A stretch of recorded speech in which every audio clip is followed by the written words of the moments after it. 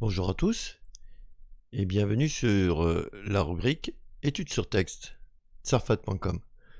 Nous allons commencer à étudier le traité Baba Metzia à la page 33b, donc c'est le chapitre 3, et on va commencer par la Mishnah, qui expose en réalité les règles. Et ensuite ces règles seront discutées par la Gemara pour en comprendre le sens. Amafkit, celui qui donne à garder, Etzel Chavero, à son ami, Behema, un animal, au kelim ou des ustensiles.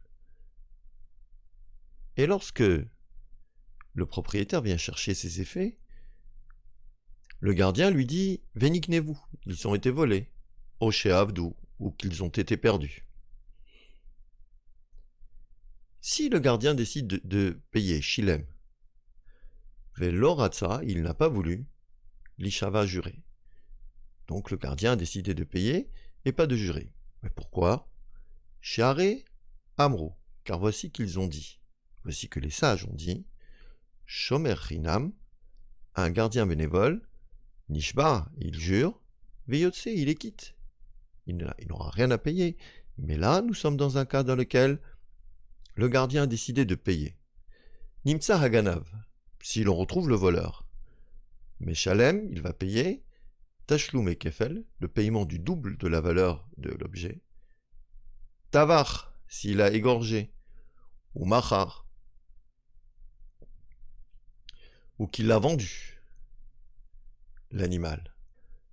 Mais Shalem, il payera Arba'a Vachamisha, 4 fois ou 5 fois la valeur. Pour comprendre ces règles, je vous conseillerais d'aller regarder la vidéo explicative sur les règles concernant le vol. L'emi Meshalem, à qui payera-t-il cet argent? Le voleur, à qui payera-t-il?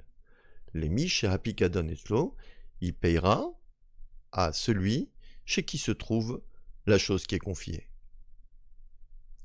Nishba, dans le cas où le gardien décide de jurer, Veloratsa, il n'a pas voulu les Shalem payer. Et donc, si le gardien décide de jurer et de ne pas payer, comme c'est son droit d'ailleurs, Nimtsa Haganav, si l'on trouve le voleur, Meshalem, il payera Tashlum et Kefel, un paiement du double. Tavar ou Machar, s'il a égorgé ou vendu l'animal, Meshalem, il payera Tashlum et Arba'a Vachamisha, 4 fois ou 5 fois la valeur. L'émi Meshalem, à qui payera-t-il cette somme? Les Baal Apikadon, au propriétaire de la chose qui a été donnée à garder. Étude de la Gemara. La Gemara commence par poser une question. Et les questions sont écrites en rouge. La malé limitne, pourquoi la Mishnah m'a-t-elle enseigné Behema, le cas de l'animal? Et la malé limitne, pourquoi la Mishnah m'a-t-elle enseigné Kelim, le cas des ustensiles? C'est-à-dire que pourquoi la Mishnah a-t-elle cité le cas de quelqu'un qui donnerait à garder un animal ou des ustensiles? La Mishnah aurait pu tout simplement dire quelqu'un qui donne à garder un animal et qui a été volé ou perdu. Et j'aurais pu déduire ce qui se passerait pour les ustensiles tout seul. Et la Gemara répond, Tsriché, j'en ai besoin. Deitana behema, car si la Mishnah ne m'avait cité que le cas de l'animal, Hava Amina, j'aurais dit, Behema, oh, c'est précisément dans le cas de l'animal, des maknelekvela, que le propriétaire accepte, au moment où il lui transmet l'animal, de lui faire acquérir le double. Mais shum de nafish tircha, parce que la fatigue qui est liée à la garde de l'animal est importante. Nafish, ça veut dire important, tircha, c'est la fatigue. Et en quel sens? Les ioula, pour faire rentrer l'animal de dehors dans la maison, ou la poukaï pour le faire sortir. Aval kelim, mais dans le cas des ustensiles, des la nafish tirchayo, qui n'exigent pas une fatigue importante. Et j'aurais dit, la maknelekfela, que le propriétaire n'accepterait pas de lui faire acquérir le double. Veitana kelim. Et si la Mishnah ne m'avait enseigné que le cas des ustensiles, Hava Amina, j'aurais dit, kelim ou des maknele, des cas maknele kfela, c'est précisément dans le cas des ustensiles que le propriétaire accepte de lui faire acquérir le double. Mishum de la nafish kiflayu, car le montant que le gardien va encaisser en cas de vol ne sera pas important, c'est-à-dire que ça va aller au maximum à 2 fois le prix de l'ustensile.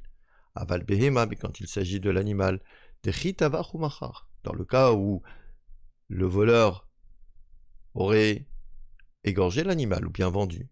Meshalem tashlume dalet vehe, le voleur payera donc au gardien un paiement de 4 fois et de 5 fois la valeur. Et ma lomakne lekfela, j'aurais dit, le propriétaire n'accepte pas de lui faire acquérir ce double ou bien le 4 et 5 fois. Tsricha, c'est pour ça que j'ai besoin et du cas de l'animal et du cas des ustensiles. La Gemara pose une question. Matkifla, Rami Bar Chama objecte. Veha en Adam makne, et voici, on sait qu'un homme ne peut pas, makne, faire acquérir davar shelo bale olam, quelque chose qui n'est pas venu au monde, quelque chose qui n'existe pas. Va filou les Rabbi Meir, et même selon l'avis de Rabbi Meir, Dehamar, qui a dit Adam makne davar shelo bale olam, un homme peut faire acquérir quelque chose qui n'est pas venu au monde. Anemile, dans quel cas parle-t-on? Kegon, comme par exemple, perot dekel, des fruits d'un palmier, c'est-à-dire de date, t'es à tout. On sait que ces fruits vont venir, et si quelqu'un achète la récolte à venir, alors que les fruits n'ont pas poussé, les fruits lui seront acquis. Avalacha, mais ici, dans le cas du voleur. La suite à la prochaine vidéo.